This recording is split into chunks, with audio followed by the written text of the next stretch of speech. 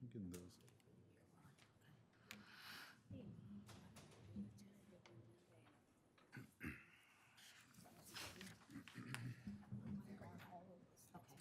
I'll try not to call you.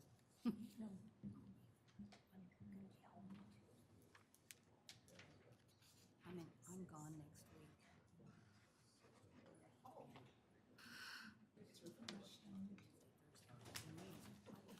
A Thursday, huh? Oh, okay. Perfecto.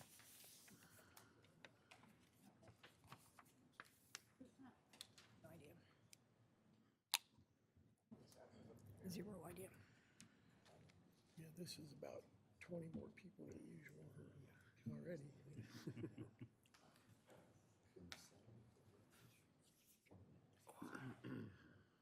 There he is. An hour. Just took 6. I don't know why that clock's all goofy, because mine says 6. All right, we're going to call this public hearing, regular meeting, and executive session of the Town of Parker Common Council to order. Please silence your electronic devices, and roll call of council, please. Mayor Hartless. Here. Vice Mayor Waddell. Here. Councilmember Shantz. Here. Councilmember Daniels. Present. Councilmember De Leon. Here. Councilmember Grinwald. Here. And Councilmember Junk. Present. All right, so the purpose of the public meeting tonight, public hearing, is the proposed Town of Parker building moratorium. And then we'll have time for citizen comments. So you didn't have to fill out a public speaking form for this particular hearing. So Nora, you want to kick this off? So what, we're here tonight to ask, and we've published this in the paper and done all of the formalities. As we know, the joint venture is having some issues with their system.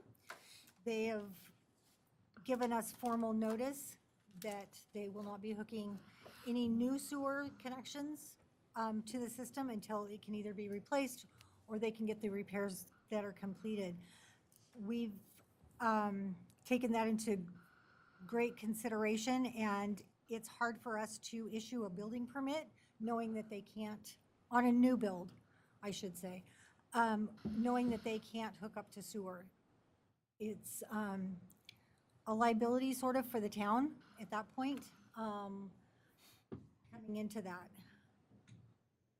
At this point, I'm open for questions, should you have any, or, Whenever you say new build, it's like you have a vacant lot, new permit pulled, correct. and then construction done. What about a house or a structure that is already existing? Maybe it wasn't connected or had an account open, and then they want to reconnect that So account. if it, my understanding that, with the letter that we received from joint venture, that if they have been connected to the sewer, then they could, It's accounted for. it's already been accounted for, basically, and they're not so worried about the 1 or 2 bathrooms that might, or fixtures that might show up in a remodel.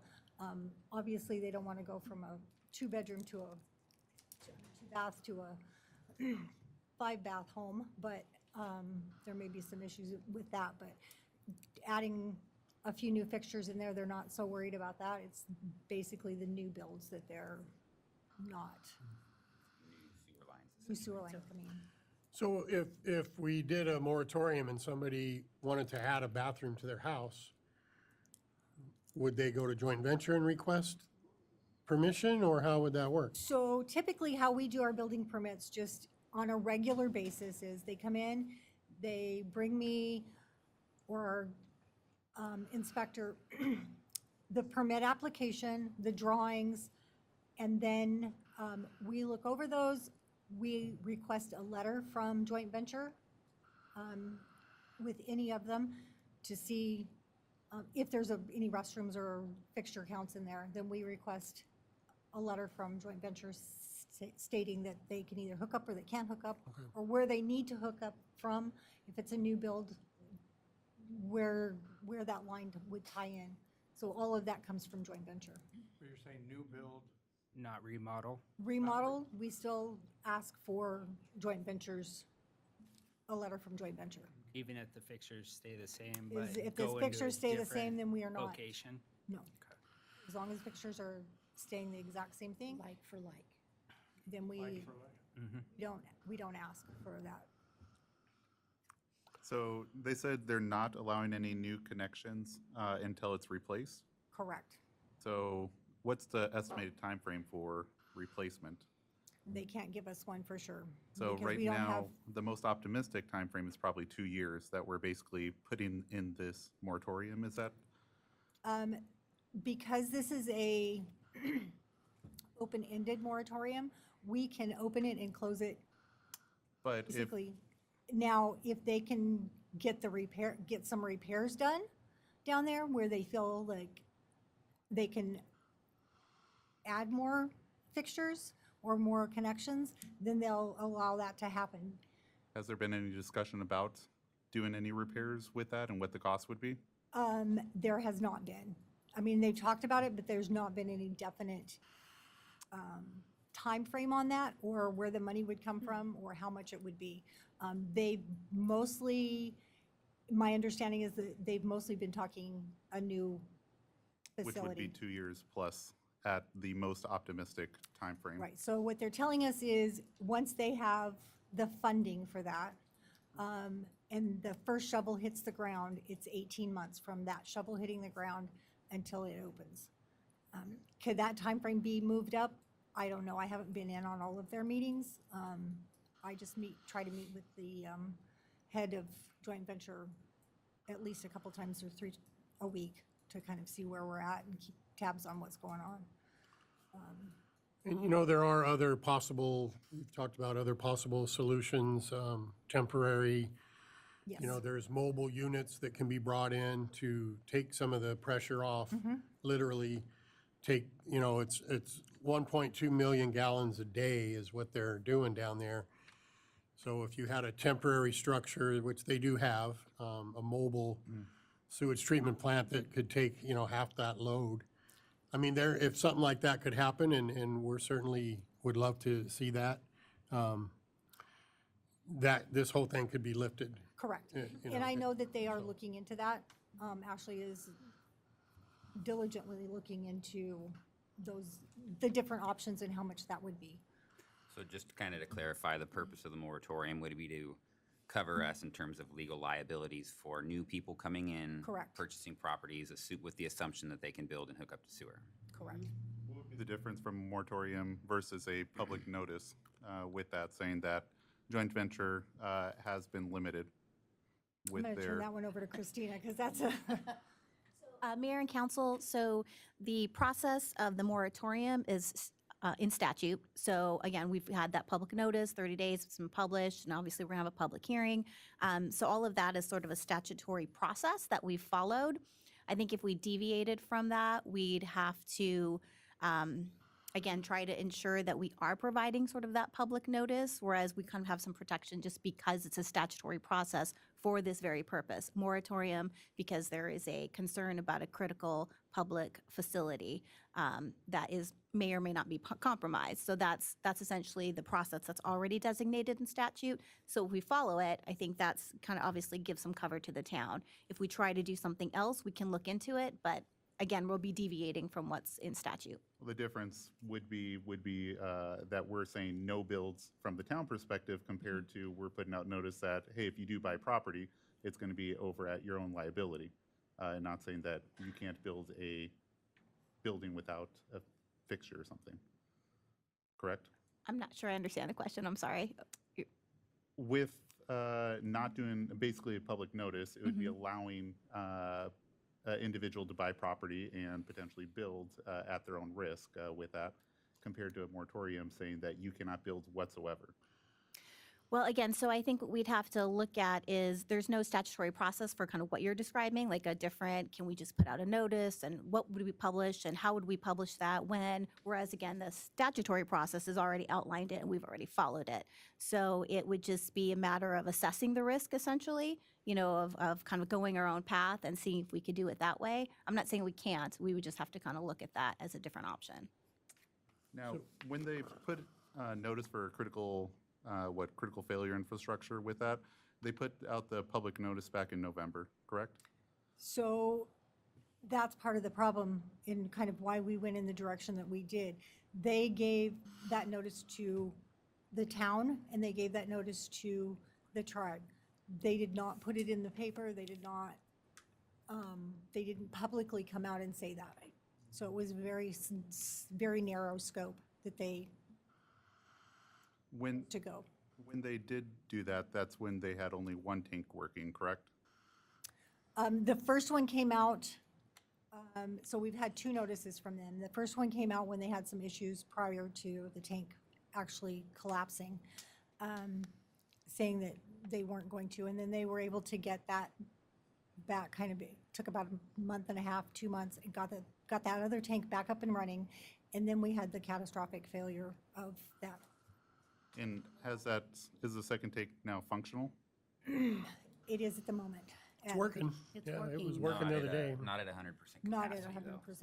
And I think they were taking like 50% of their Correct. regular affluent because of that, not to like overload it, but Yeah, they dropped the water line a little bit Right. with that. But it is functional, and there is a backup deviation plan for that. Correct. Well, and just so everybody knows, there is a plan. A backup plan if You know, something if happens. both tanks suddenly failed, you know, there's a 7 to 10 day window where we would be fine, well, we'd be okay, and we could bring in a mobile unit that we were talking about. They're Yes. very expensive. They're like $1 million a year, roughly, was my understanding. But we could have one here in a few days because it's happened up in Correct. Buckskin Sanitary. I think they got one from Tennessee and it took 4 days to get here. And so we're trying to work with joint venture to get that kind of on a retainer. Like if you hired a lawyer on a retainer, we want to make sure if we call and we have a problem, they can get that thing here quick. And those mobile units, again, it could handle 1 million gallons, you know, it could handle what's in there. So there's a plan in effect, and my initial concern was for the river. And now that I've been down there and I've seen everything and I've seen the safety plan and I've seen the layout and the way everything is, the land there, it would be incredibly difficult for me to imagine that water flowing straight into the river. I don't see it happening because of the safety plan they have, which makes me feel a lot better about everything. But the ideal of the mobile plant, we're hoping that get some financial help to just be able to do that and not say, let's call them when we need them, but just get that thing in there. And that would solve the moratorium. That would give us, we'd be able to sleep at night knowing there's a backup system there in case something happens. So I personally feel better after touring the plant last week and seeing everything in the plan, the safety plan, emergency plan. So I just want everybody here to know that, because we haven't really talked about it publicly, but there is a plan, so. For right now, though, what's on the table is the moratorium, and Correct. what we're discussing is putting that in place. That really helps us legally as a council, correct? Correct. So if we tried to go the public notice way and somebody did not see that, we could be in some serious legal troubles. If we did if we did go into a moratorium and then we did resend it and there was a critical failure at that point, what would be our liability? Would our liability be higher if we resended it and then there was actually a critical failure at that point? So I guess first I could say I'm trying to answer your questions generally because I'm not allowed to give you legal advice in public. So I would say that I'd have to probably look into it and probably advise you separately in an executive session, which I know is not that helpful, but I can't give you legal advice like through my ethics rules in public. So I would just say that the statute itself is, again, sort of designed for these types of situations when you have a public facility that is an essential public facility that is in the circumstance. And it's, again, 2 categories in the statute. One is sort of limited to 120 days, the moratorium, and then you'd have to have another public hearing. This situation qualifies for the other category, which is open-ended. again, because of the sort of circumstances involving this sewer system. So it's just a matter of, if you want to follow this, the statute, and we did, and if you want to approve it, if you want to deny it, if you want to table it, that's all up to you, obviously, as the governing body of how you want to proceed. No, Official legal advice, that's my major concern, is that if we do rescind it at some point with that, at least I'm under the assumption that we're going to be at much higher liability at that particular point if there is a catastrophic failure compared to right now, we're have an indemnity clause where that's not the particular case with that compared to if we rescind it, then I feel that waives that indemnity clause at that particular point. Would be my concern. I don't, the way I see it is that, the problem's already presented itself. It's already here, and if we don't do anything, and we just act like, okay, well, we'll just see if anything does occur, then we'll take it from there. I think we're not, or it's like sticking our head in the sand, respectfully, I'm not trying to, but it's like we're sticking our head in the sand, but I do like and do believe that we're looking out for the best interest of the town. I know that we're looking at not having a moratorium in place at all. Anyway, we'd like to see connections, growth, prosperity within our community. I know the town of Parker's kind of blocked in by 1 square mile, but then if we do have this moratorium in place, it's open-ended. My concern is at what point do we scale that back? Are we going to have to wait until joint venture comes on board and says, yeah, from here we have our official statement stating that we are open and we can continue business as usual? Does it come to council for a vote to rescind that? Or is Yes. that just a town meeting? It would come to you. I would bring all of that information to you guys, and then you would make the decision whether to remove the moratorium or leave it. Okay, and then if they, to your point, they do say, okay, we're good. There is another catastrophic failure, or there's another failure that comes into play, then all we do is just notify the public at that point, and then I don't see that we're doing anything negligent at that point. I know that we have to do that in executive session and all, but. Well, and just I wanna- would say, I guess, Mayor and Council, that if for some reason in that scenario, you know what I mean, where, again, it's almost like how we've just done it, right? We got information, we felt that, justified bringing this issue forward to you. So if it happened again, we could just do the same thing again. Yes, 30 days, publish the notice, have a public hearing, and then you could basically reinstitute a moratorium. Okay. And just to kind of clarify it, the moratorium, the legal protection that we get from that is legal protection against a builder, correct? Not against the state in the event that like catastrophic failure happened and then we're looking at EPA fines and all of those what ifs. The moratorium's more to protect the town in the event that a builder started something unknowingly, ended up financially obligated, and then came after No, I that think from the your town. net's not wide enough. It is protection against EPA, ADQ, or it's not protection, but at least we showed them we were trying to do something. We already have indemnity Yeah. with that point of view. So I would more say that you're more correct with that because it's more the builders compared where to, this we would- already have the indemnity from the other standpoints of if there is the failure of the actual plant Right, of we- itself. with Sure. joint venture, crit, everything. But this, I feel that this more or less would apply to a builder that came after the town for, reciprocation of whatever they may have lost.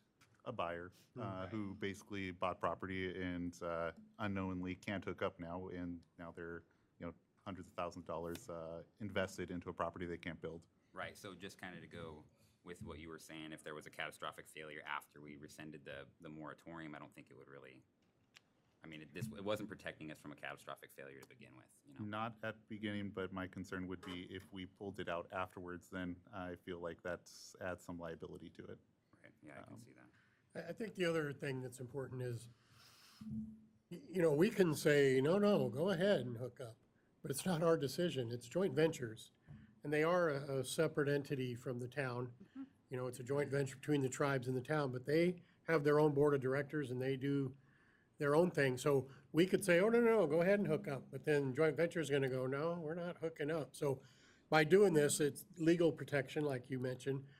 but also respecting joint ventures' knowledge of what's happening and agreeing that, okay, we're gonna respect your opinion to not hook up, because it ultimately is their decision to do those hookups, not I ours. have no say in that. What was the justification with limiting? So I know they talked about Catroc's failure of one of the tanks with that. It got repaired. So now is there, basically, are we at max capacity for coming in? Or what is the justification for not allowing future hookups? Or does the future hookups further damage the walls? Or is it just concern over more spillage if there is a catastrophic failure? Well, it would be, they are concerned that more affluent coming in, obviously, the, Sorry, Nora Kay. Puts more stress on the system. basically. puts more stress on the system itself, the more that comes in. It is a delicate balance at this point. Yes, they were able to patch what failed this time, but the whole system is very old, and each tank, they're mirroring each other. So the probability of that happening again is pretty high. The more you put into it, the higher it gets. It just, Don't they have certain levels where they control the amount of fluid that comes in and holding tank prior to that? up to a certain point, but So have they given you documentation about where they are with that certain point? no. Well, they're only taking in 50% of what they should be taking in at Yeah, this point. 600, 700,000 compared to the 1.2 million. With that, what is their current capacity on a daily basis? That I couldn't answer. The other component, I think, to limiting it was the biology behind it, right? Correct. Having the correct balance of the microbes and the affluent to actually be able to digest it, Mm-hmm. I think. Because when they had the catastrophic failure, didn't that all kind of go out of whack, the balance? So they've been actively trying to stabilize that. I think that might have something to do with why they limited it. So I think one of the components you're talking about is the airflow with that, where they only have one of the air handlers working. So Right, it and definitely then needs to be, the actual bugs Well, themselves, too. yeah, overall that moves up the bugs with that. So they control the airflow, which increases or decreases the amount of bugs that go through. So they decrease the airflow when they don't need as many bugs, they increase it when they need more with that. Right. But yeah, only one of the three were working. Yeah, so if anybody smelled anything around town and thought something's off, that's when that balance, that biological balance is out of whack. Correct.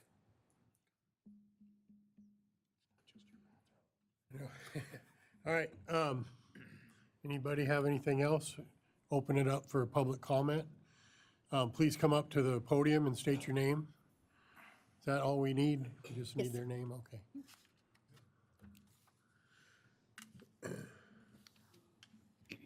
Good morning. Good morning. Your name, sir? I don't know. It's David Plunkett. Question, like, the things that are already under construction, you got a school under construction, right, over on Mojave? You've got a building at the hospital. Are those already hooked up, or is that something that if you pass a moratorium, they're not gonna be hooked up? I know they're not right in the town limits, but it's still joint venture. Everybody poops. Yeah. It's all of us. So with the building over by the hospital, that one's already been connected prior. Okay. For a while now.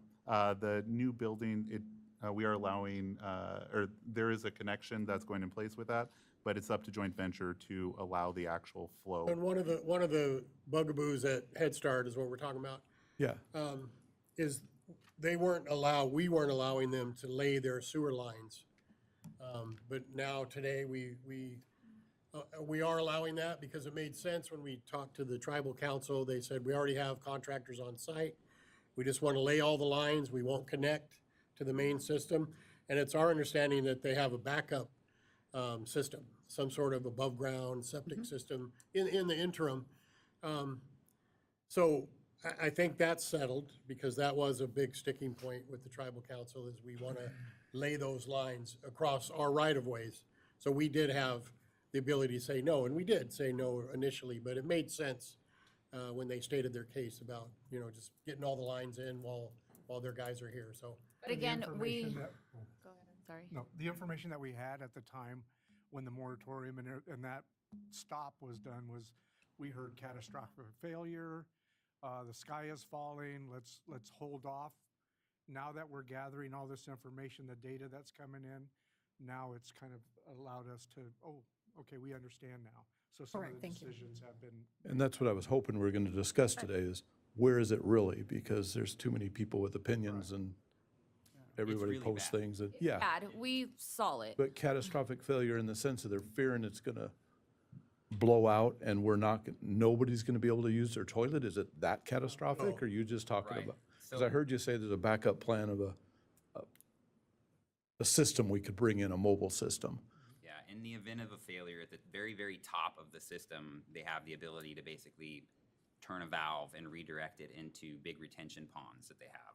and then so they'll come in and bring. Low rate that we have right now, regular usage, if everybody kept doing what they're doing right now, it would take about a week and a half for those to fill up, which should be sufficient time to bring in the system that Randy was talking about. And So my tiny little solution the other day, I was talking to you briefly, is you've got street easements out there and there hasn't been a septic tank dropped into the ground in Parker in 50-something years. But if there was no system there and we needed to start dropping in the public right-of-way in that you drop a tank and you divert your little line over there, but if they can control it down there and have a holding tank down there, that would alleviate right, and that's all the essentially- individual hotels and schools that exist. So you're saying you already have this plan and this backup plan ready, that $1 million a year system that you could just drop down there as a town or joint venture? Joint venture. Joint venture has Joint it. Venture's working on a plan right And you know that that's in place to where they can make a phone call? Well, that's what we talked about last week, that we want them to do. Again, they're their own entity, but I think they understood the importance of it. The other thing is, that would be their responsibility, but that doesn't mean we can't help pay for it, or we can't find the funds. Absolutely. We all to pay for contribute to that system. Yeah, it's not like we're going, it's not us, you know. We understand that, It was a joke, but it's not a joke. Everybody poops. It's all of our problem. Yeah. I mean, we need to, what do we do as a whole to get this done, rather than just saying, well, it's their fault? yeah. But, But it's recognized by both Crit and the town. Yeah. and you're actively working on it, Yes. the backup system, so I don't have to hire a contractor to start digging holes in the right of way because, Pretty sure you can't put a septic in the town of Parker at this point. It's not legal. which was going to be my next Yeah. point. If that doesn't do it, you could issue, as a council, a blanket permit that anybody could drop a tank in the public right-of-way, run it in, and just, you could, because you get a temporary from ADEQ, you could get it. And you have a permit. It could be done, but I like the idea if there's a holding tank for a week and a half. I mean, did you say a week and a half worth 7 to of 10 days is Yeah, what they do. that's what's there now. so. pump trucks pumping that out and taking it somewhere else? So we don't have to be thinking in that direction. No. And just for information for everybody, the town does not fall under ADEQ. It falls under EPA. So there's a whole separate guidelines Right. that we have to follow, other than what the, And there's emergencies and there's planning, but exactly. in the event of emergency and you can't do it, some of these hotels are probably going to put one in there, whether you give them a That's what permit or we- not. this, temporary That- system that That's, Randy's I'm talking just, about with- it's something we should be talking about. But if you've got the better solution of the holding system down there, that's great. That, we don't even have to talk about the tiny Although ones. it's temporary. I mean, it's not, Yeah, that's definitely temporary, but part of a longer term, But you could, if you could divert it into a holding tank and then you pump that out and take it to a dump site, right. that's not just temporary, that's well, just but if something you you, had to do that for a month, I don't know how many trucks you would have to pump a That's- 1,000,000 gallons a day. that's what was happening be up a at lot. Buckskin. They did it Yeah, for weeks, exactly. a few weeks. Just They were one truck after another. running, bring more trucks, but, and ours is a little bigger than that. But you're right, it's definitely something that could happen. I have another question, I'll come back up, but give other people time. With that being said, though, I do want to go back on record and just reiterate, we do not say who can hook up on joint venture and who cannot. That is all joint venture. A lot of people are misunderstood and think the town of Parker won't let us hook up or the tribal community won't let us hook up. We have no say in that whatsoever. It's joint venture who says who can hook up on the system. That's correct.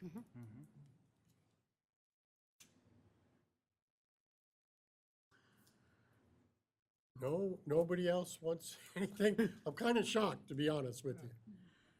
We're nice, we're not. Used to having one or hostile. two people here, so having a room full of people, we expected to get some heat and hear some stuff. I gotta say something, Randy. Well, not you, sir. My name's Chuck Baker. I've been here for a long time, and I haven't been to a town council meeting in years because I gave up on the old council, the good old boys, and but I see a lot of new faces here. Some of you I know, some of you I don't know, but my confidence just went up a whole lot. A lot of the problems that we're here, the reason we're here, had to do with the town council and who they had on the joint sewer board. So it's a leadership problem.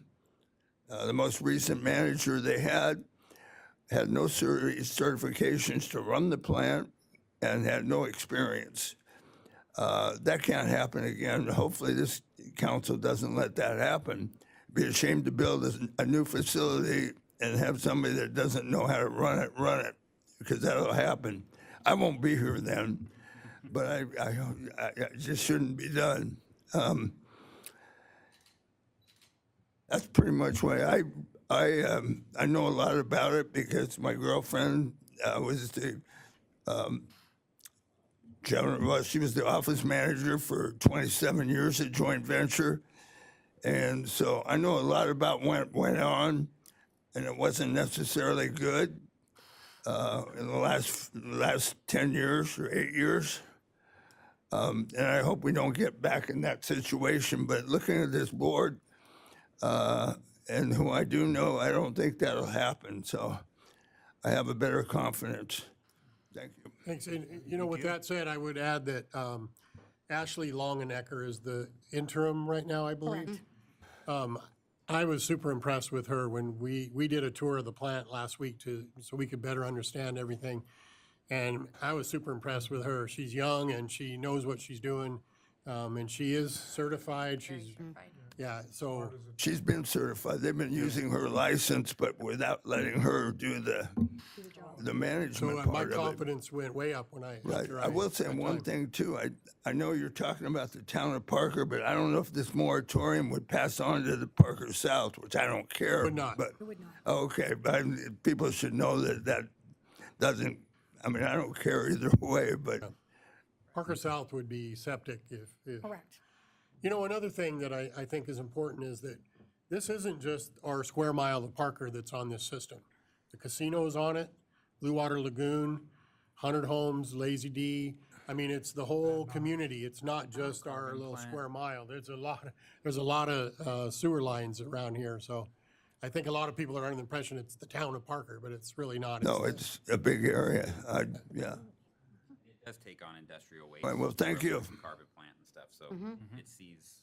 Oh, yeah, the West States or whatever it's called now, yeah. Somebody else like to make a statement? We would certainly entertain it. No more questions? Any more, David? Oh, okay. All right. Hi. I certainly haven't been here as long as you have. Dominic Satani. I've been out here about 3 years, love Parker. We're over in Blue Water Lagoon. I have friends there, so I'm kind of here to gather information.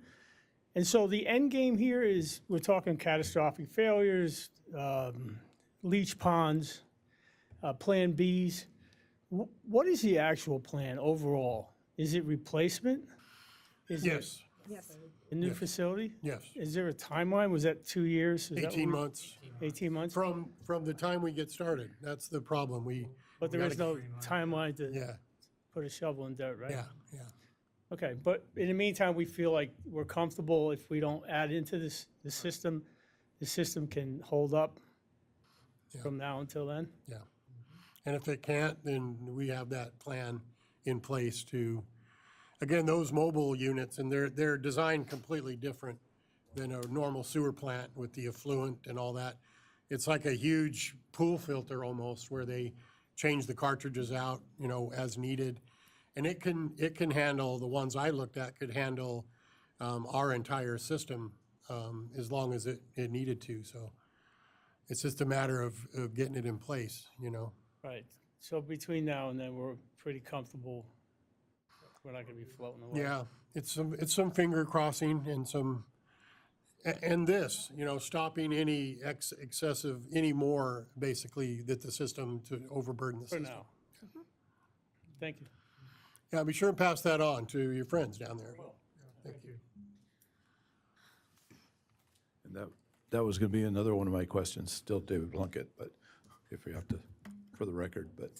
So you as the mayor and the council, you are confident that the people that are hooked up today is not going to overburden and blow out that system? Is that a fair statement? Yeah, I mean, hopefully. I don't think You're we- talking about the current, Current hookups, Load, everybody, basically. all the way from Bad Knocks area that funnels into there, right?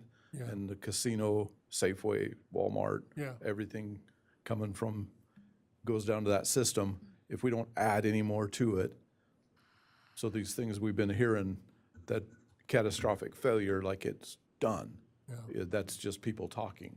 Is that accurate? I wouldn't say for all of us, so I'm not going to include myself in that at all. I think that there's a lot that still needs to be done, and I still have a lot of concerns myself.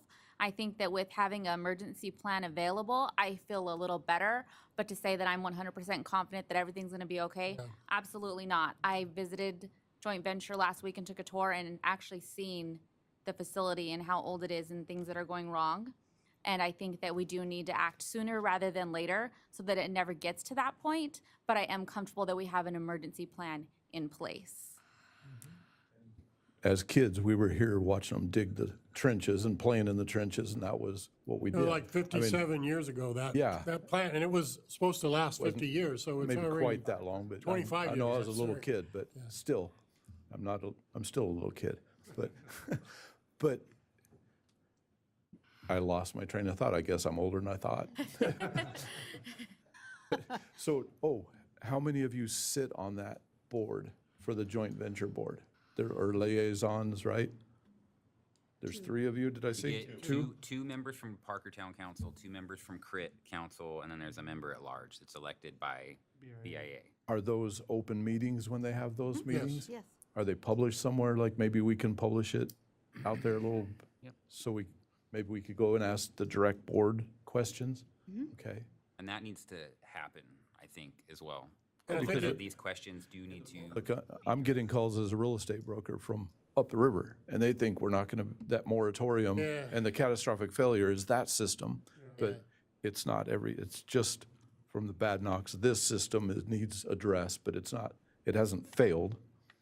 But it was a warning of a catastrophic failures. I heard you say something about in November, the town got a letter, but I didn't hear quite, you were saying something, but I couldn't hear what you were saying in the mic. But So our first letter was in November saying that, from joint venture, saying that they were going to stop allowing anybody to connect because the system was in pretty bad shape at that point. They were able to work through some of that, get a few things fixed. They allowed a few more hookups.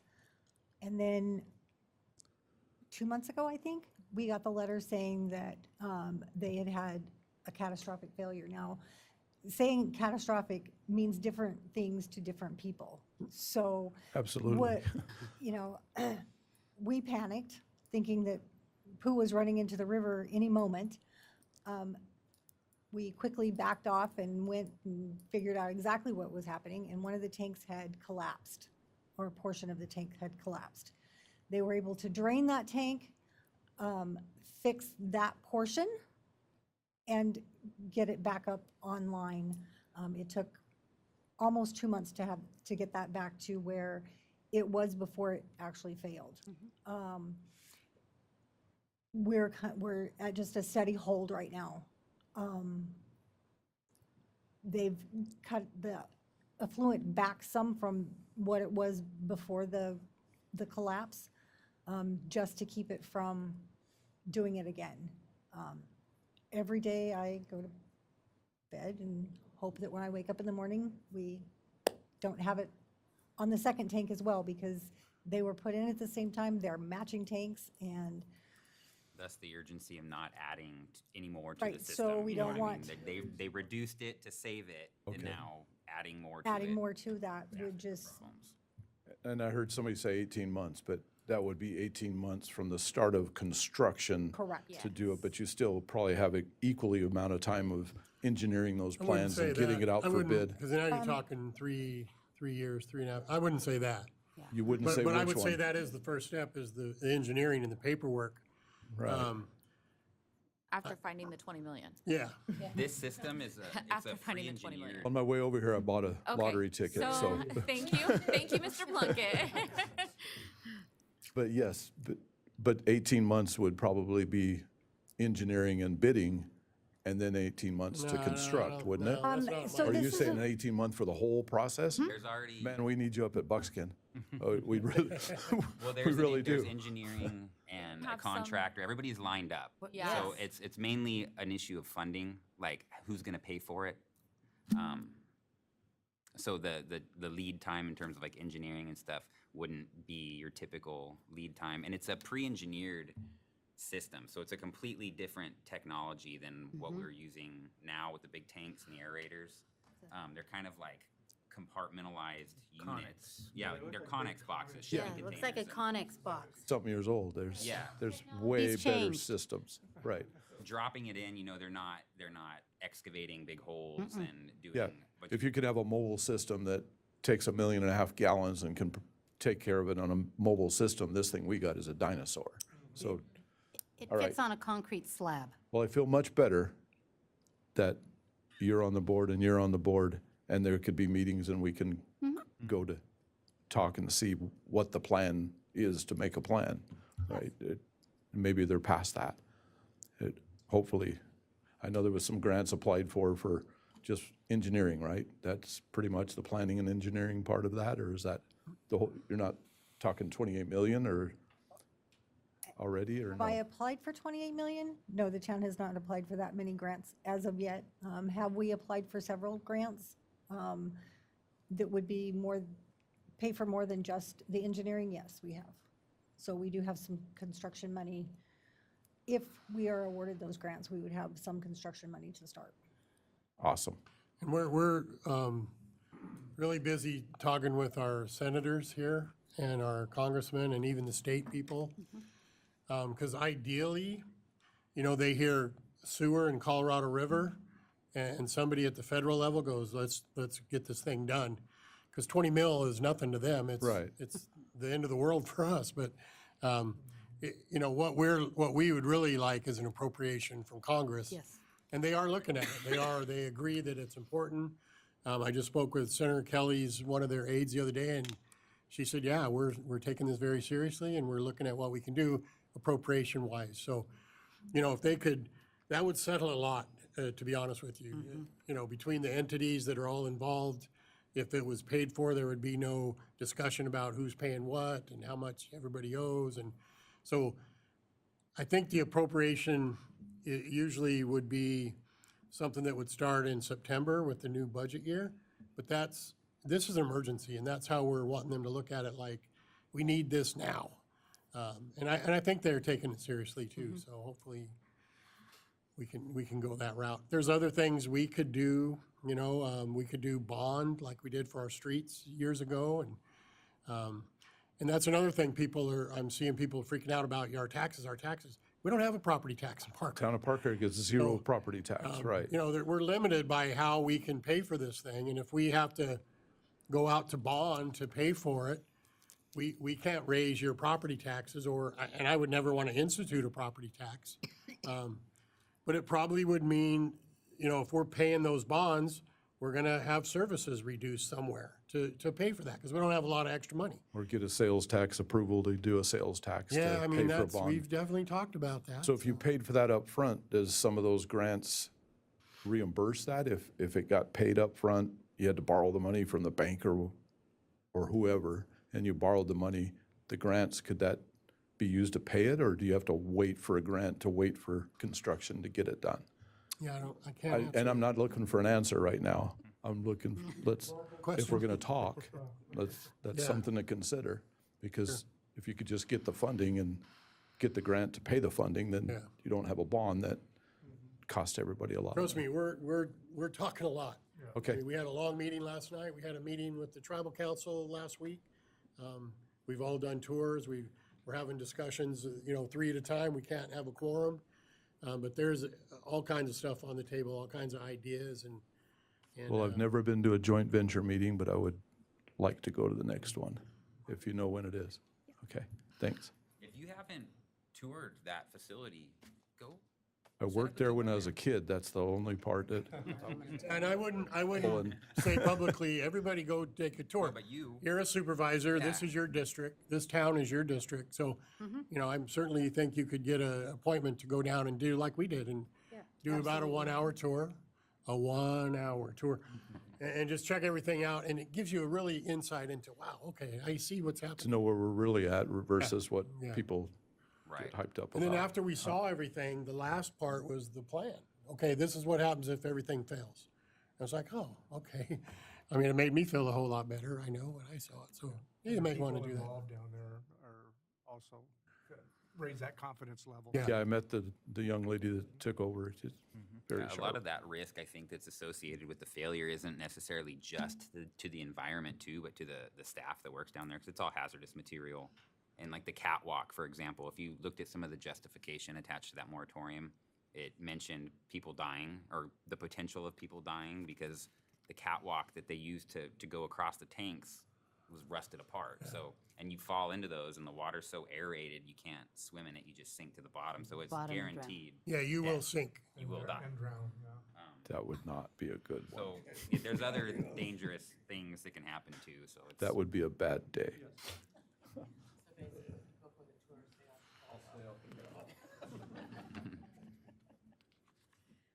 I've got one more question. The town is only half the problem. You've met with the tribes. Are they on board? I mean, are they understand what's going on? And are they willing to support this? I know you Hopefully. can't say I mean, everything. It's it's hard to confidential. say. We did have an open public meeting, but it was in tribal chambers, so I don't know how that works legally. But I'm hopeful. I'm hopeful that they'll come on board and it really is a joint venture. I mean, it is, but it has literally to be- is a joint venture. everybody has to be And it's on on their board. land, so if they don't jump on board, it's gonna be really difficult to restructure that plan, so Okay. hopeful. All right, anybody else like to make a comment or concern? I expected to get raked over the coals pretty good here, and you guys have been really nice, but, wait, we're not done yet, okay, I'll wait till you finish. go ahead. Good evening, Michelle Chrisman, property owner in Parker, with a vacant property that had an existing house on it. My question with the capacity that they're mentioning right now, is that taking into account capacity that would be for the holiday weekends coming up? Have they looked at their past usage? And that's kind of what they're saying 1.2 right now, including the holiday weekends of all the hotels being full, the casino being full, or is it just as what we were? No, I think that's a good point, and I think the 1.2 million was kind of a max. Right. They were saying more like 700,000 gallons, max. So, yeah, that is an excellent point, because two floats coming up. We have the off-road races, which we just had to, we fill up every hotel, there's 1 million people here. So we may have passed a test with the off-road races recently. So, yeah, I think the answer is yes. The max would be everybody using everything. And regarding the building permits, would a building permit for a house be totally, could you start construction, but in the same situation of Head Start, you could build out, but you're not gonna hook up, and that's, or do you wanna just stop it altogether and say you can't even No, start I to build a think house? My feeling is no, if you will get permission to build, just as long as you understood you couldn't make that connection. But you're right, because maybe it's gonna take a year for you to build your place, and hopefully, you're not gonna wanna wait a year to, they go, oh, the sewer's good. hopefully in that time, we would have the emergency thing in place, or the stress on the system would be reduced, or they would do more repairs to make it last a couple more years until they do get a new one. I think too, and there's empty houses in town. They're hooked up, but they're not being used, right? There's nothing flowing. So if somebody moved into a house like that, it's not like they would go, oh, you can't, right? Correct. You can't, oh, you can't use your sewer. You're already hooked into the system, so. Already been accounted for. As far as renovations, like I'm thinking of the buildings behind the high school over there, the lovely purple apartments. They're already on the system. There's nobody there using it, but they're already on the system. So, and that's all been accounted for as far as volume. It's just lucky we're not using it right now. That's that much, little bit less, so. Is that correct? Thank Where you. you can still build, just not, and actually have the system with that and put a pipe there and just not hook up to joint venture? I would say probably not, as far as a home would go, because there's no way to occupy it. And same thing with a lender, a lender's. Your lender is not going to lend See that. for a, I would not think that's Maybe I correct. overspoke on that one. Yeah. yeah. You said moratorium. Moratorium means no Nothing. building permits, but you just got through saying, yeah, let them, and that's where it comes to your question, and you mentioned is, can a person indemnify you? I want to build on my lot anyway. I'm going to build at my expense. There's no lender, especially if there's no lender, because then the lender's not on the hook. Right. But an individual wanted to build, if I wanted to build something on a vacant lot, knowing that I can't hook up to a sewer now or maybe even ever, but it's my own risk, kind of what you just said, but are you saying no, a moratorium is tomorrow, there's no building permits going to be issued? There will be no building it for a new Construction, I get that, but if I wanted to build on a lot, and I would put a red tag right on your door, Mr. they stop working or you can't hook up. You would think you could legally make an agreement with work them, and they without a could even permit. sign saying, Like a I waiver. understand I may not be able to hook into the system Waiver or something. for 3 years, who knows? And that's where the question goes that way, and you guys discussed this in executive session, but Well, but I can say, Mayor and Council, so again, the statute actually defines what a moratorium is. The one that we're following here, it says engaging in a pattern or practice of delaying or stopping issuance of permits, authorizations, or approvals necessary for the subdivision and partitioning of or construction on any land. So that's the statutory definition. Now, I would say we are in a unique situation because it's not as though the town owns the sewer system and that we have control over it. So I do think as sort of these questions come up, we can take a look at whether or not there's something we can do to maybe narrow.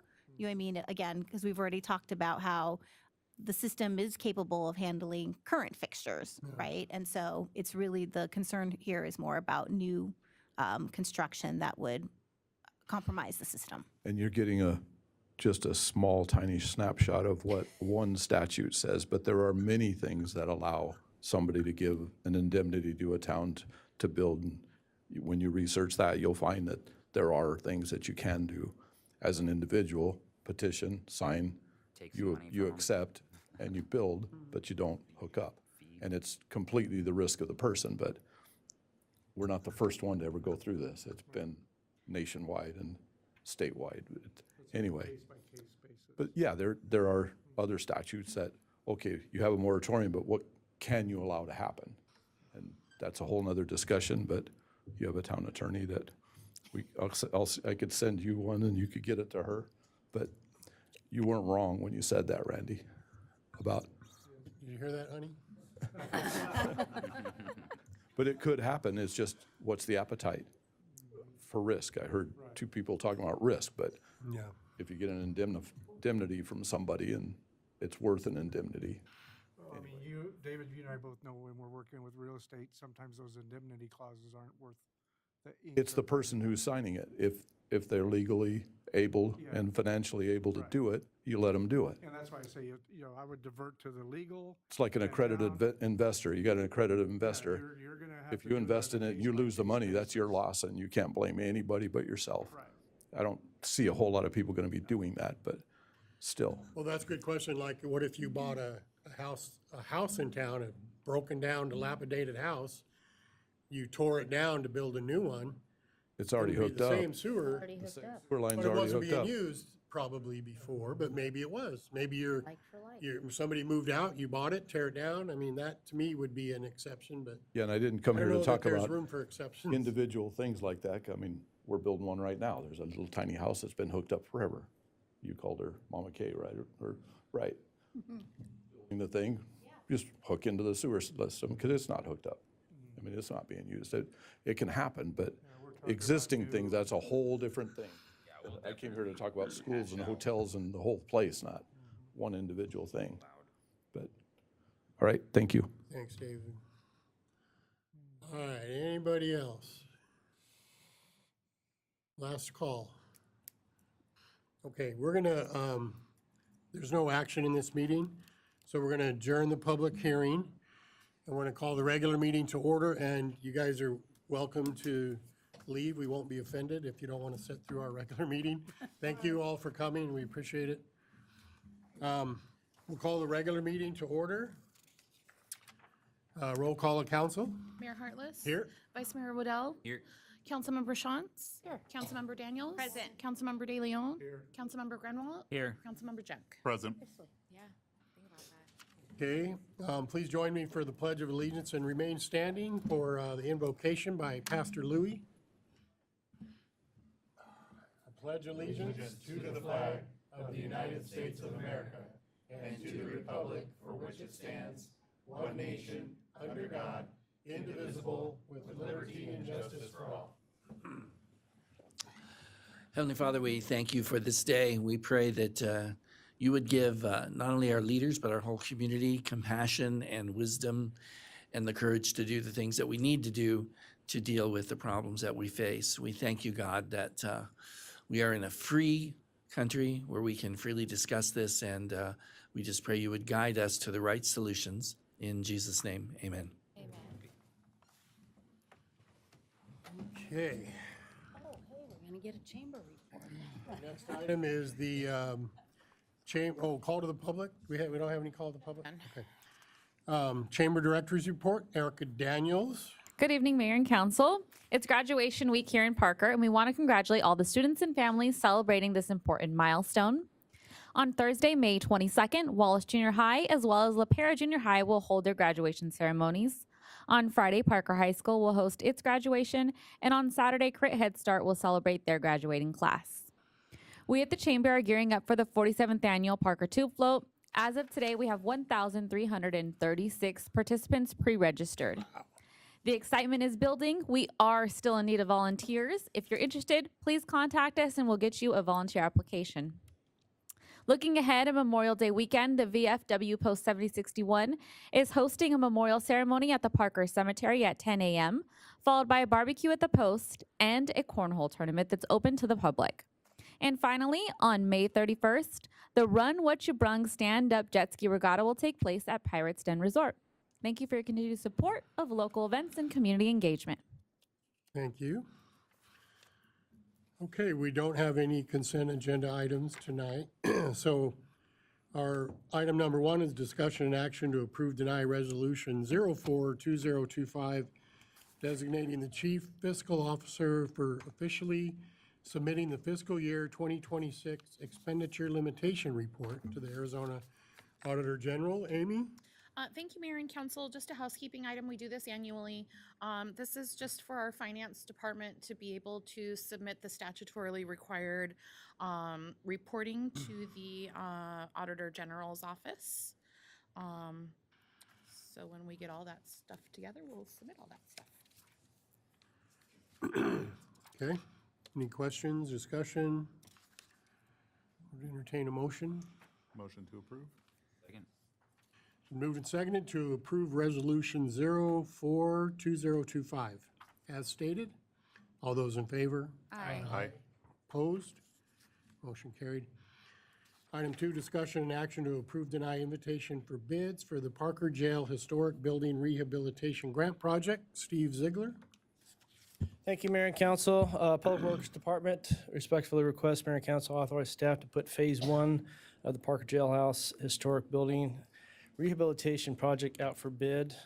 On July 11th, 2023, Town Council approved the acceptance of the Heritage Grant Funds from Arizona State Parks for the rehabilitation of the Parker Jailhouse, which is a nationally registered historic building with a grant amount of $107,500 and a town match of $100,000. On November 21st, 2023, Town Council approved staff to hire Seabury Fritz Architects to perform architectural services for the jailhouse rehabilitation grant for $41,760. The architectural team at Seabury Fritz put together completed a detailed inspection prior to drafting the construction plans, which you have some of that information in your packets. Structural calculations, specifications for the rehabilitation. In March of 2025, the estimated cost of the project was provided by the contractor that performs historic building preservations throughout the state of Arizona, and they estimated the cost of Phase 1 to be $327,000. The fiscal impact, there's $207,500 for the project. So $107,500 from state parks and $100 that we budgeted. So the reason why we obviously have to phase this is because based off of the estimate, we don't have enough budgeted for the complete project. So that's why we're going to do a phased approach. And the approach is essentially getting it watertight, so the roof structure and at least making it sound so structurally it's able to support the new member beams and rehab on the roof structure itself. And if there's any ability to do some of the work on the exterior with the block and sealing of the block, that would be done as well.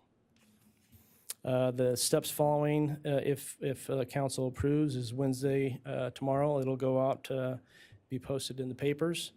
Havasu Herald and the Parker Pioneer, and also on pipelinesuite.com. Pre-bid conference is scheduled for Thursday, June 5th, and the bid opening is scheduled for Thursday, June 19th. What makes that $325,000? Like, what's the bulk of that cost? It's a historic building that was built a very long time ago, and it is very, I would say, extremely deteriorated. And so in order to preserve the building, you actually have to follow specific steps to preserve the members that you can preserve. Obviously, get rid of those structures inside that you have to get rid of. It's a lot more tedious of a process. It's a lot more tedious process, and it's actually a specialized contractor that do these projects. You can't just hire let's say a Mark Durham to do the project. He doesn't have experience with historical preservations. So it's a different process. You want to try to preserve the building, and that's the whole point, is preserving as much of the building as you can and just replacing those items that you need to. And then when you go to replace, you're replacing them with like structures, like materials. For that much. Yeah, like bricks and. Correct. And so, for instance, for that particular jailhouse, all those bricks, that was custom molded on site when they built it. That's not something you can go to Home Depot or Lowe's and purchase. Those were custom built I for get that structure. that part. And all the members and structural members inside are specifically, obviously, for that jailhouse. But that's the whole point of being a historic building. But they do have preservation guidelines when you go through these processes that you have to follow as a contractor doing work on these type of buildings. If you don't follow those and say those kind of historic details go away, well, then you lose your registry as a historic building. You have modernized a historic building, so it no longer Right. Yeah, I understand. remains. So how much has the town invested in this project up to now, roughly? Like from town money? $41,000, 760. I'm sorry? 41,000 so Okay. far. So the town has paid, obviously, the way grants work, and I know David brought this up during the meeting. In most grants, we pay up front, and then we get reimbursed because we then. Oh, so we will be reimbursed for that 41,000? Correct. So we've already received some of that money back already. So we've already submitted. The way that this particular grant through the Arizona State Parks, through their system works is architectural, it has a separate budget, construction has a separate budget and whatnot. And so this amount was in the architectural portion of it, and so yes, we'll get reimbursed half of that amount. But at the end of the day, it's gonna cost us 100,000. Correct. That will not be reimbursed. Correct. Yeah. And we're probably too far along. I mean, a year ago, this sounded great. Now it sounds like a lot of money, but it's not the kind of thing we can just walk away from and go, Yeah, we're done. so it's a tough decision you have in front of you. Yes, we're going through struggles financially, as a town knows, as council knows. So a project in this manner, in which it's not life or death. A sewer system is life or death essentially for a town. We all know this. At the same time, you do jeopardize any future grants going after through Arizona State Parks, and it will affect if we say, all right, well, we can't financially do this project. They go through this on a routine basis, I'm sure, but it does affect us for future grant opportunities. We do actually have an verbal approval from the State Parks Board for the grant to replace the Pop Harvey Park playset. That's a $154,000 grant. Actually, a project in which they're paying half of that. That's a huge amount. So we haven't formally received the actual agreement from the state yet. Of course, the changeover up at the federal level has delayed things, and so we're just waiting to hear and to receive that paperwork, but we've actually have had all the approvals. Now it's just waiting for the agreement to come into our hands. Well, if you look So at big this could picture- actually jeopardize that too, if you were to say. Yeah. If you look at big picture and say, we're getting a $75,000 gift on that end, Yes. it kind of offsets the 100, and we have a new park and a new jailhouse. Right, and so what I'm planning to budget, obviously for that playground. It's in the current budget. We knew that the timing was gonna be based of not sure when it was gonna hit or be approved, so we do have it in the budget, and we would just roll it over into the next budget is the plan, just like this. So this was originally budgeted in 2024, we started this in 2023. It just unfortunately has taken that long with the detailed information needed to actually put together the plans. So it's been a bit of a delay or a longer type of project. But you know, we have the money budgeted for the project. But yes, it's a tough decision to make, I understand. Maybe we could make it a multi-use facility and actually make it a jail again. Nora, are we actually getting reimbursed for grants right now? Considering, I mean, I know with grants, generally you have to be able to prove how you spent the money and all of our stuff's So, tied up right yes, now. so but we are getting auditors. reimbursed for the monies that we have spent, because we can prove that we've got receipts that say that we've spent the money and this is how we spent it. Where we're seeing kind of the delay is being approved for loans or approved for grants. The ones that we've already been approved for and we've spent the money, we are getting those monies back now. For a while, it was a little iffy with all of the politics and stuff that went on, but we are seeing that money starting to trickle back in, which is good. Yeah, and if I may, to follow up on what Nora just said. So I've submitted the reimbursements for the Aaron Hill Field turf project. So that's a $730,000 check we're waiting from WIFA. We received the first portion of the reimbursement for the water meter project. So we've received that already. From my understanding, the last information that I received from the folks at WIFA, my contact was that the approval has taken place, but it goes to the governor's office for final signature. And so that's where a lot of the delays are right now. So a lot of stuff is on her desk and it's not getting signed. And so that's where the delays, when it takes 2 months for an approval, that's where the delays are. Yeah, I mean, it's kind of Yeah, I would agree. It puts a smear on us if we backed out now. Yeah. And we have it budgeted. And for future funding also. Do we have a timeline with it though? Like how much? leeway Yeah, do we have? because it's taken so long, we actually have to spend the money within the contract. So it's ends in December of this year. But I've already reached out to them and asked, due to the delays, I expect, this to take actually longer. So we can actually request an extension, and they'll give us an extension to complete the project. And so that's done on a fairly regular basis with these grants. Most grants have that ability, and this one does. So we can actually ask for an extension to get it completed. But December 18th, I believe, is the exact date. The other thing, because I was looking through the packet today and I was like, man, this thing's like 180 pages long. It's like a book. You see the It's- federal budget's like 1,300 pages and this thing is in itself, all the stuff and the legal stuff and the descriptions and it's crazy how many pages it is. Yeah, so the contract for this, yes, it's 100 and some odd pages. Most of it is the specifications, the plans, and the actual, the manual that's used by the contractor to ensure that they're doing the right thing. Because of the historic nature.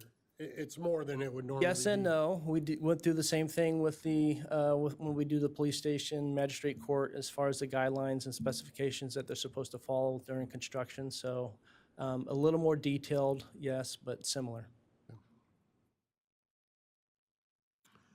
All right.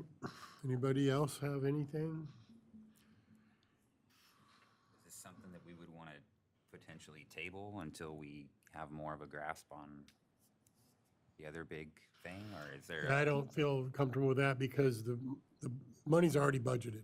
The money is budgeted, yes. Literally, we could use that 100,000 somewhere else, but Yes. the project's been going for years and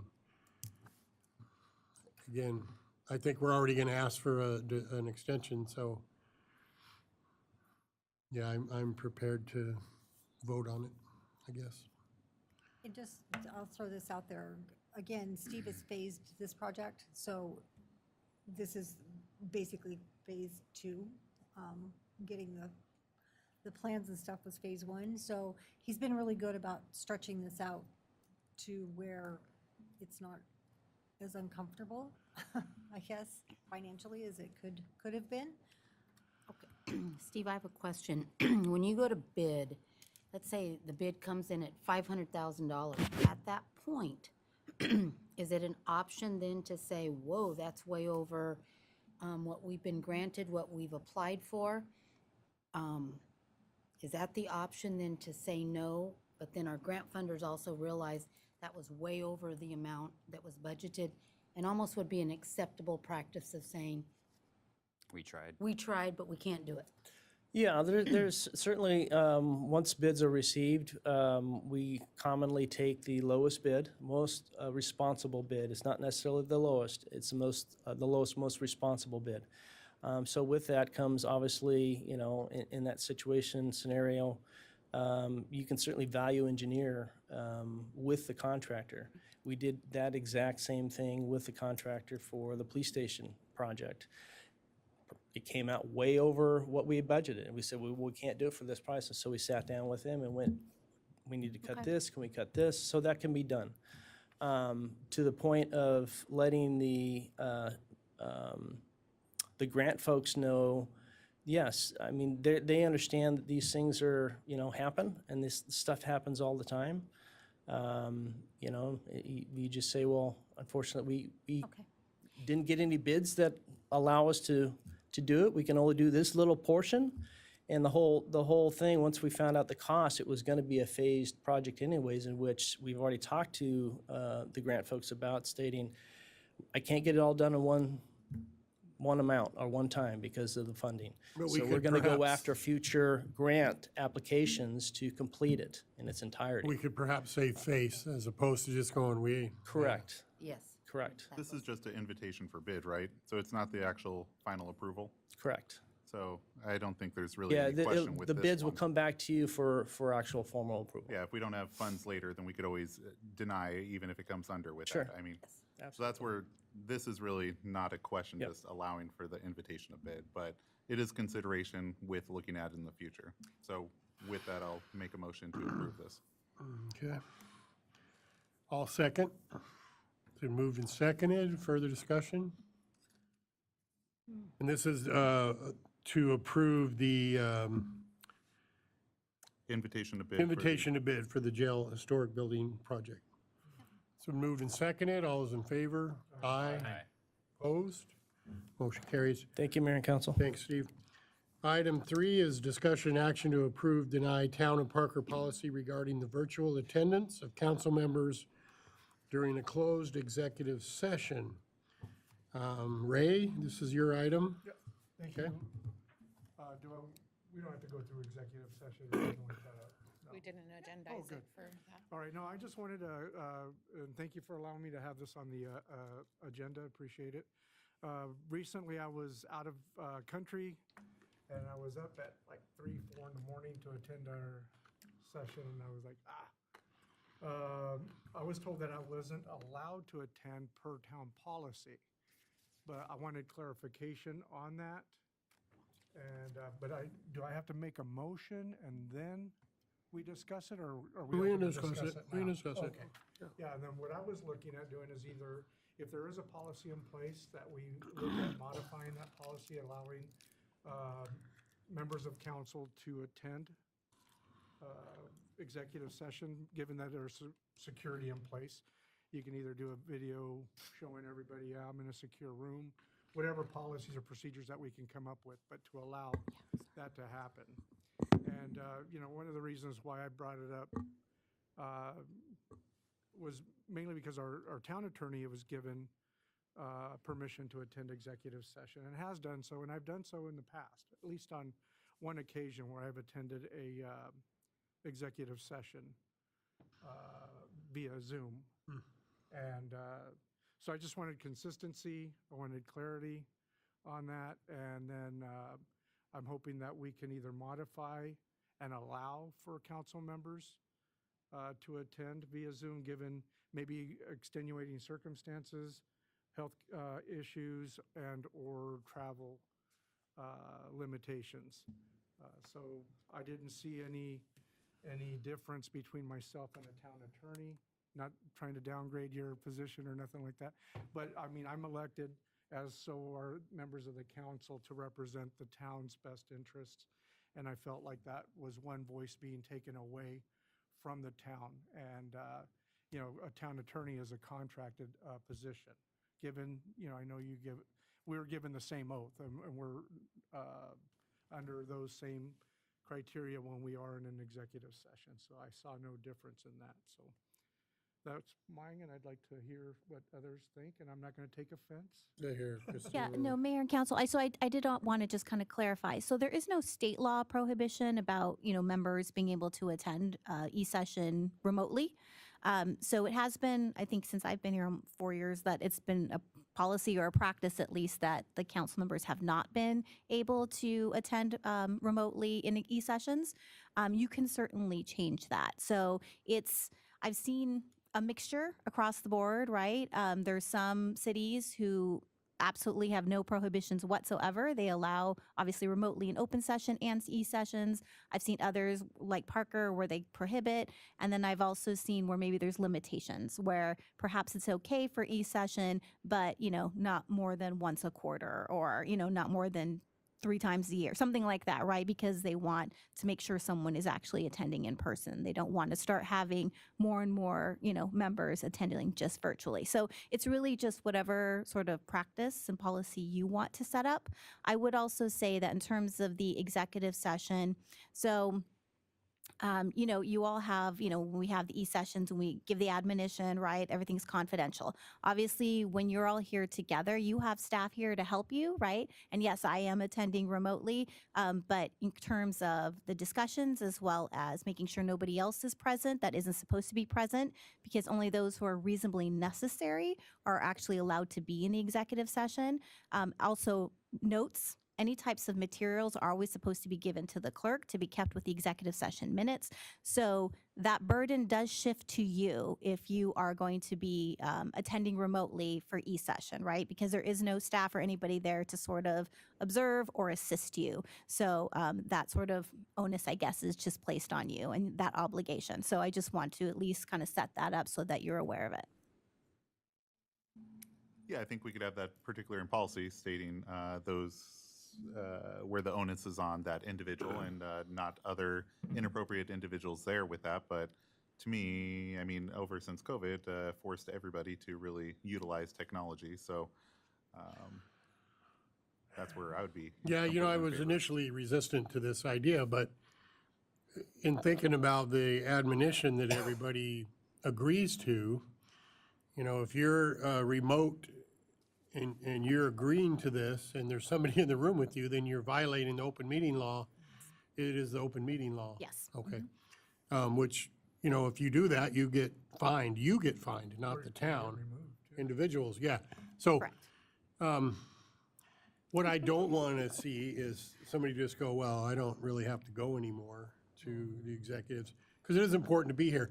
The other part of that is the notes, because I'm a note taker like crazy, and I leave my notes here when we have an executive, and it's mostly just my scribbles, but that would be the part you would have to self-police, I think, if you're a note taker person. But I know if I was incapacitated or out of town and we were having an important executive session, I would really want to be involved.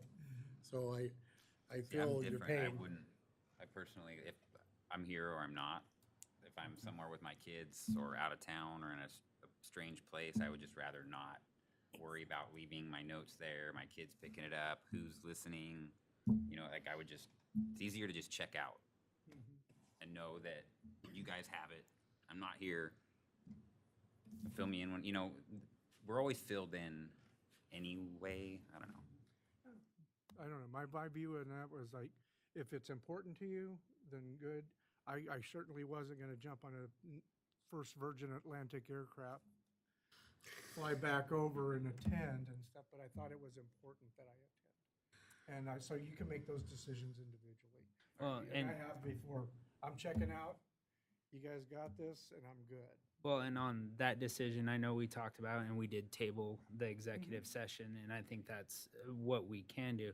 I'm more for people being here. I don't, you know, if we do consider this, I'd like to see what other towns are doing, what other, you know, elected meetings are doing, just to kind of gauge that if we do want to table that to later conversations and see what other people are doing. But for me, I believe, you know, if we want to be here, like Dusty says, we'll be here. If we can't be here, we trust everybody on this council, so.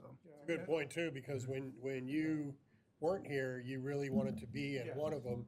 And so we said, okay, we'll table it until you get back. I would appreciate it. Yeah.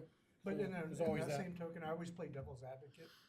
What if it was a different scenario where, hey, well, strategically, now we don't have this person there. We have the quorum of the people that we need. These other two people do want to make it. They have extenuating circumstances. And they say, well, I'd like to motion that it get tabled. Well, they get outvoted anyway, and they get booted out. So, Councilmember De Leon, I'm just gonna go right to communication with that. It's not Call a us. personal attack. No, just call us and let us know, right? Like, hey, I'm gonna be out of the country. I'd like to hear Nora's item or whatever's item. right, Can we move it to the next agenda? And it wasn't a scenario like that. That's not necessarily yeah.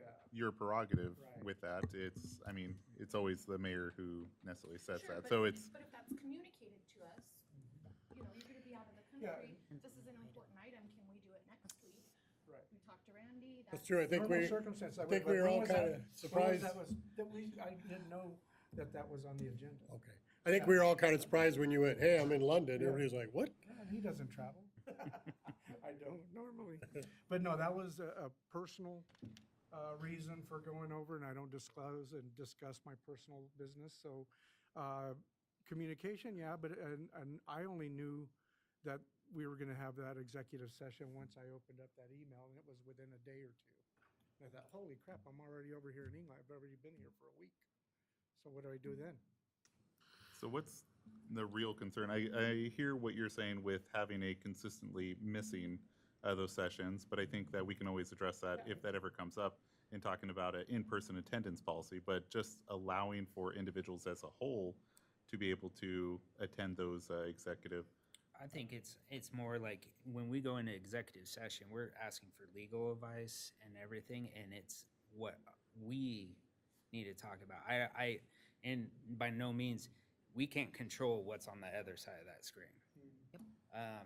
So I mean, that's where I stand in, and it's similar to, you know, you go take a test somewhere for a school, and it's a proctored test. You have to prove that there's nobody there, or you pay a facility to go And do you're on it. a secure server. And you're on a stuff like that. secure server. I mean, for me, I believe that if we're gonna do executive sessions, people need to be here. So, Including our lawyer? The attorney, yeah. I mean, Fair, I mean, if it's Yeah. fair for all, and it's Yeah. fair for all. No, I don't agree with that. So I've I've been on several Zooms just with different positions and going to trainings and things of that sort, and had to get off because it went into e-session, which I was fine with. I'm sure there was some things since then that I've wanted to talk about, and I just couldn't because they went to e-session. I like that you brought it up, Ray, and I like the fact that you let us all know before, just for that one incident, that like, hey, I really want to be there for that, and we were able to, as the whole board, be like, you know what, let's table this till Ray comes back. I feel different when it comes to our lawyer, because she is our lawyer, we're paying for her services. She has done it since I've been here for 3 years, I'm sure prior to that too, because we already pay a pretty penny. I can't imagine if we had to pay you to come down here bi-weekly to be here. I also think that that's your whole bar or license or whatever verbiage it is that's on, and you have different code ethics and things of that sort as a lawyer, so. And Good point. I think sometimes there's topics that I would definitely want to make sure that we are in here and the notes stay in here. Not every topic is maybe a 10, but there are topics that I think just because of what we're discussing and maybe the decisions and things that are said, Like last night's e-session, you know, sensitive. very, very sensitive. And so I part of me feels like it's really the topic. If we're going to talk about, you know, something that's very low level, but there are some topics I would say absolutely not. You need to be here, and we need to control everything that is said and left here as far as notes. That's kind of where I'm at. And I don't disagree with sometimes there is need to be, but that's when you could always move it to that, but still allow the ability so that nobody gets forcibly not allowed if there is something that, so basically they always have the opportunity to join, but if it is something that we need to talk about altogether with that, we can always table that and move it on to the following week at that point, but at least they have the opportunity to join. Well, you know, maybe if it's so sensitive, we may not be able to do that, where we can't maybe wait a week. Right. Based on what it is.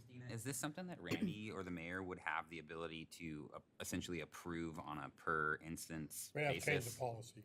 I mean, it's a matter however you want to design the policy. So if you want it to Because defer that to the might be easier mayor, than blanketing the whole majority of thing. council that makes the decision, I mean, it's however you want to design the policy. You know, I served 16 years on the school district governing board, and we have a member that was on travel a lot, and I felt like she did do that. She called in. So I just asked Brad, and he said no one's ever asked in all his years to be on a remote executive, so that fell apart. Well, I just wanted it, you know, as an option, and if we ever had something that came up. But if we don't change the policy to allow that, it's just a no, Well, basically. I think correct. We would just operate, if you don't take action to change it tonight, then I think we would operate as though that's still the policy, that members would not be allowed to attend e-session remotely. And it is our current policy. We do have an actual policy on that. So again, just as long as I've been here, that I would say is more the practice that I've been aware of. Oh, it's not a written policy. We can't find one. No. That's So why I if an- brought it up.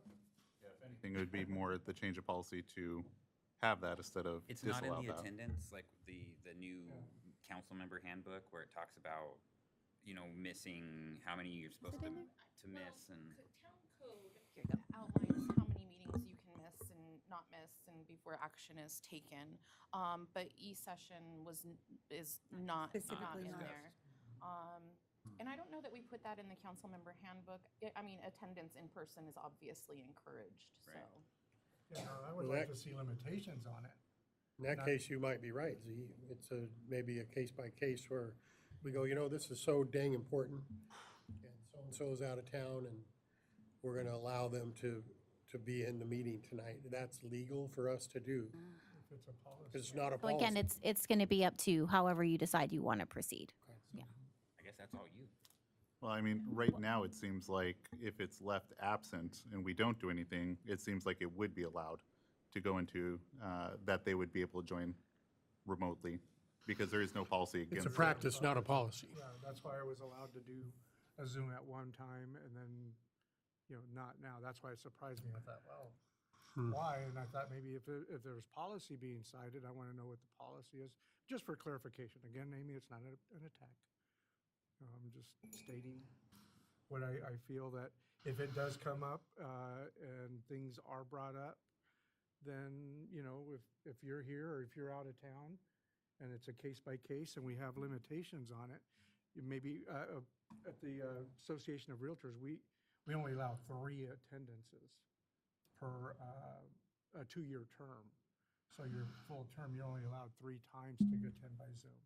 After that, you're counted as an absence. So, but, you know, I just wanted options and/or even a policy in place. So that way, if it did come up again, it's not like, well, I'm just being excluded. I'm, you know, council member Granwalt and, you know, De Leon doesn't like Granwalt, so you're out. You know, it's not like that. I don't get that from this council at all.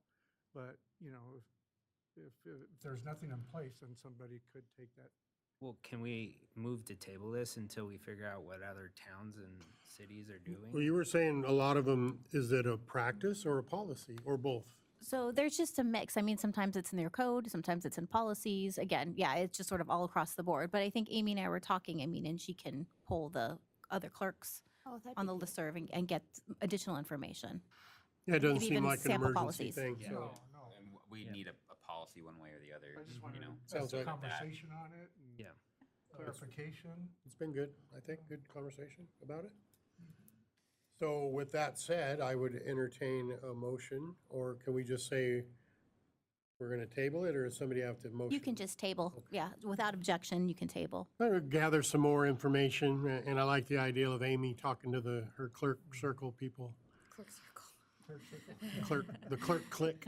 I don't think, just personally, I don't think my views on the attendance side of it would change, but maybe something will come out from a good example Yeah, somewhere else. maybe ask for examples of what's gone right and maybe what Yeah, didn't go so well. all right. Like you can hear party in the background. All right, our next item is discussion and action to approve, deny resolution 052025, Town and Parker Building Moratorium. Council may vote to discuss this matter in executive session pursuant to statute. Does anyone have anything they feel like we need to, legal advice or anything in executive session? Or has this been hashed out to the point where we're ready to make a decision publicly? Because we can't make a decision in executive anyway. Right. Yeah, I If we mean, go in and talk, we have to come out and do that. not executive session, but I do have other questions. Okay, that are legal questions? No, so I'm not saying I need to go Okay. to legal executive session right now. I wasn't trying to. So one of the questions with that is talked about not knowing necessarily the usage overall.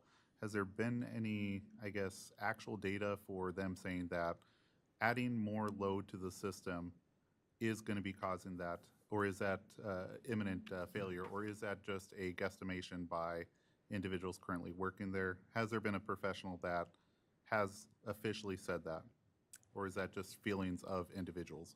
So they did have the engineering company come out Twice, right?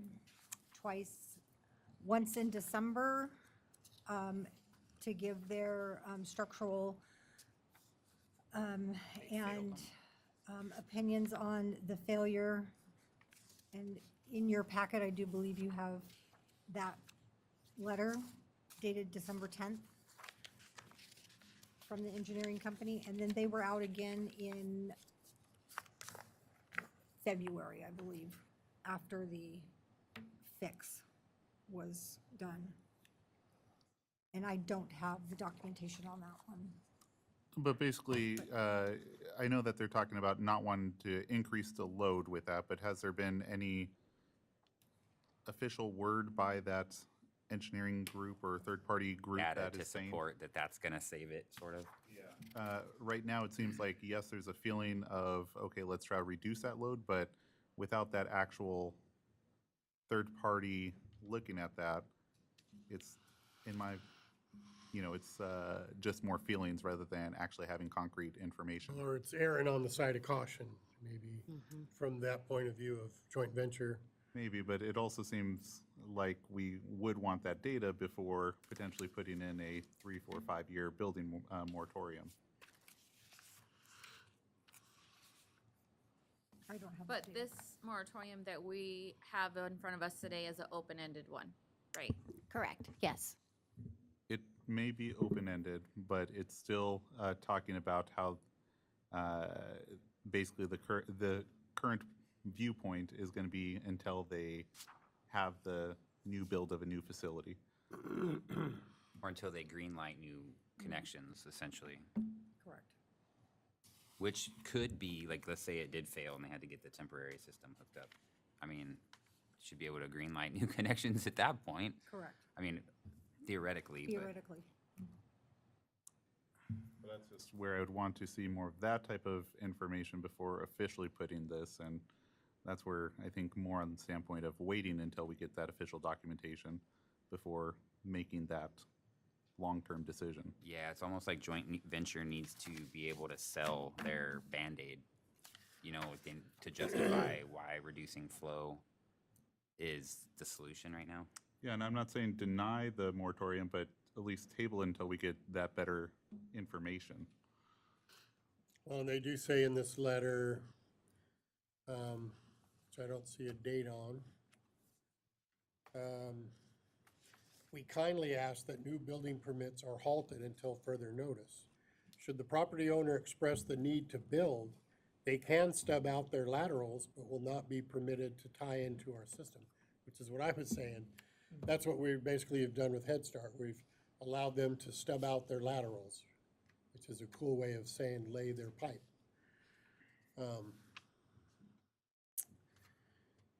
I'm just wondering if this is just another burden on them to come up with this data. Because where would you get it? You would have to get another, You would have to hire an outside third-party group to Come be in and able to say- do that assessment. to say, look, yes, if you add any more to this, because it seems pretty scary as it is. Well, they already failed them. Like, That's what I'm saying. I don't think it's like a gray area. Actually It's a saying, it's a you no. literally, if you add 20 more drains, you're literally gonna collapse, I don't know. That's where the question is it that? Do we know? Yeah, Steve. Steve's over there. Yeah, go ahead, Steve.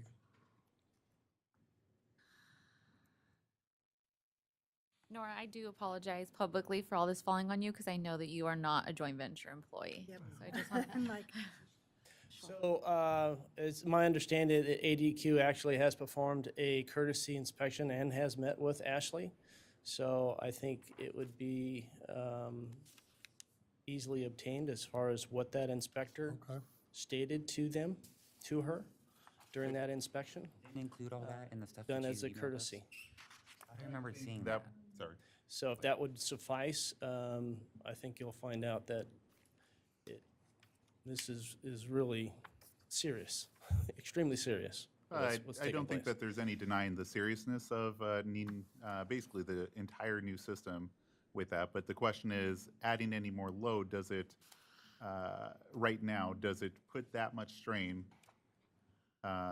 with building a house or two with that much more strain where it's going to be accelerating it that much faster? where we basically are going to be telling the world that we're not allowing any more builds within this, probably for a 3+ year period until they get a solution for that. So that's where that is a vital piece of information for them to officially, in black and white, a third-party individual stating that. This is the threshold. Beyond this is Yeah, and something again, like that. I don't think there's any denying the seriousness of this and what's going on whatsoever. But it's actually getting, is it more just our feelings of what we feel adding more is going to be causing this? Or do we actually have somebody, a professional, telling us this will cause that imminent collapse? Well, that's what I'm saying. So ADQ is a professional inspector, so they inspect this. They actually inspect Buckskin Sanitary as well on that same day, actually coming and met with Buckskin the same day. So that is a professional primacy agency that actually does these inspections on a routine basis. So if you don't take that information, I don't see how a third party, anyone from a third party would give you any other further guidance other And than. We do have them stating that, No, I'm saying that they had the courtesy inspection by ADQ and came down and met with her. And so I think if you speak with her and ask, what did that inspector tell you? I think she would be forthcoming with that information She may be because, able to get something in some documentation from Yeah. them stating that. Other It than just might say, be. he told me. I think that would be important just to get, for us to make that official with that. And I you think, probably should have the EPA do the same thing. Now, I'm not sure why the EPA, the ADQ did it because of the request that this was an emergency to the state, to the governor's office, so, or up the chain. And so this triggered that courtesy inspection. Let me go see it firsthand and give my own impression of what is going on here and how viable is this emergency. So that tells me, after his findings, if he says, yeah, this is serious and this is an emergency and you would be doing the right thing by putting a moratorium on connecting to the system.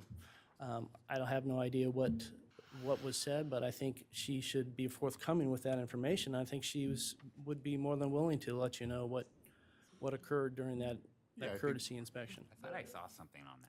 that'd definitely be helpful if they can get that. And again, with that, I'm not denying their professional expertise with that. It's just actually having them put something on paper and saying that Understood. any further increases with that. So the other viewpoint of that is, yes, it's a critical need to get this replaced. Yes, it is. And that's whether we don't have any connections or we add, another 5 connections for Correct. houses. Either way, it's an imminent need to get replaced. And it's, at that critical failure point. But now the question is the moratorium, what difference is that going to make? And is that the difference with that? I think the biggest thing for the moratorium is if we don't do this and we say build, joint venture is still going to say you cannot connect. You cannot live in your home. You cannot operate your business. And they're going to hold that and they are going to hold strong to not connecting it until a new plant's built. The other thing I think is that these reports, the limited reports I've seen, they don't have to tell me, don't hook up 5 or 10 more. They're telling me there's already 500 too many for the condition of that Yeah, plant. that Because we plant- saw the corrosion and the, That plant was not meant to house a carbon plant. That plant was not meant to house a casino and all the development that occurred. That plant was meant to last 25 years in its last 56 so they're not years. saying don't go over by this much. I think what they're saying between the lines is you're already way over. Yeah. So that part to me tells the story. I know what you're saying. I mean, you may read that through the lines, but it's not stating And that. there's data out there. There's data that gets presented to us every meeting. IHS is involved, EPA is involved.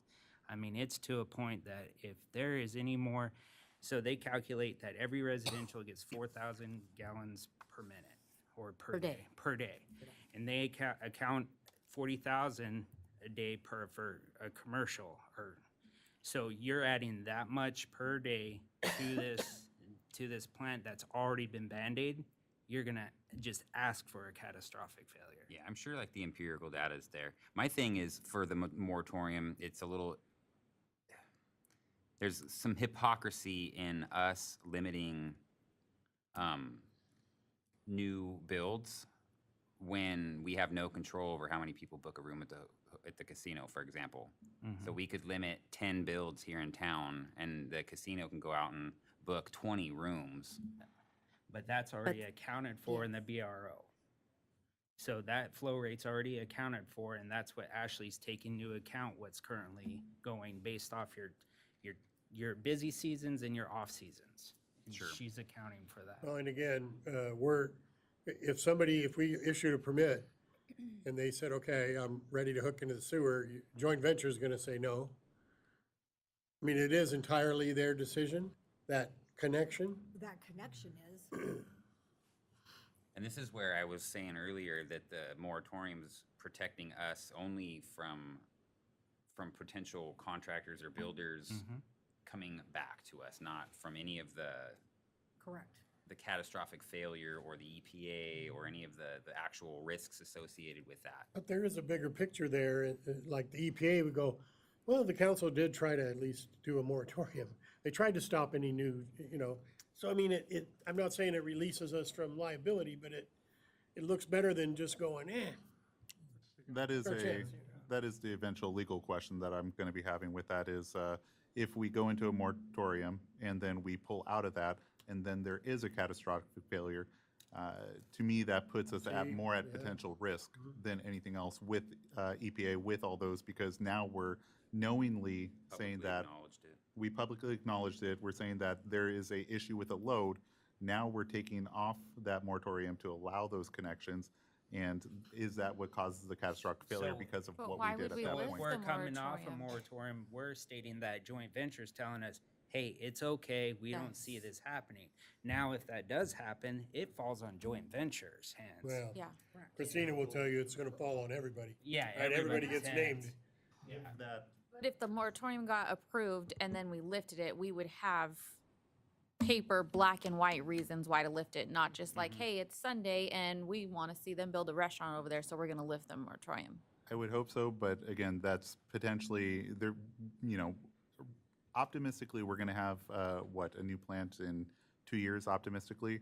Realistically, probably not much longer. So we're saying no builds in Parker for probably 5 years is if we put this in place. No, it's open-ended. There's no There is time on it. open-ended, but the fix for joint venture is not gonna be happening any sooner than 2 years, and realistically, closer to 5 years. Yes, we can pull it, but with pulling that puts us at liability.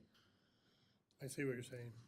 By approving it and then pulling it, it looks like we said, okay, and then if it fails, Well, then it's also a way to say that you increased the Pull load. it But for we're no not reason. gonna, yeah, but we're not gonna pull That, You're the- right. The only reason that you would pull it would be that joint venture either put in an emergency system, some repairs or, did the appropriate repairs to say, in black and white, we've done X, Y, and Z, and now it's safe to add So many more gallons. many more Per day. per day. Then you would pull that. If their calculations were wrong, or that fix didn't happen the way that they said it did, or something, it did, and something fell out of the sky, and now we have a failure. What repair? That doesn't give, I guess that would be beyond our control. Although we've already been talking, are we still able to go to E-session to get legal advice? Because now I have a legal question. Yeah. Yeah, can. I mean, we can. Okay. Yeah. Can I motion that we go into E-session for legal advice? Second. moved and seconded to enter into executive session. All those in favor? Aye. Opposed? Motion carries. And I'm so sorry, Christina, because I'm hungry and tired too. Okay. You want tacos, that's what I want. Okay, once again. Thanks for hanging in, Louis. Jeez, man. You're a trooper. This will be the next reality TV All right, show. give me just a moment to stop the stream.